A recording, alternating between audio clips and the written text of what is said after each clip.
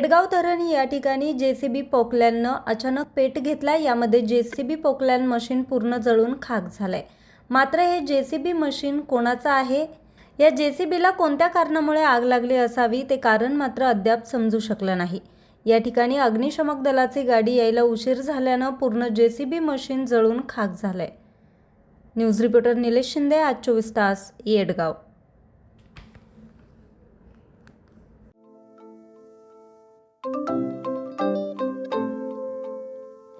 नवनवीन आणि ताज्या घडामोडींसाठी आज 24 तास सबस्क्राईब करा। त्याचबरोबर बेल आयकॉनवर क्लिक करा आणि मिळवा आमच्या बातम्यांच्या नोटिफिकेशन्स। तसेच आज 24 तासची प्रत्येक बातमी आपल्याला कशी वाटली हे कळवा, लाईक करून, कमेंट करून आणि आमच्या बातम्या शेअर सुद्धा करा।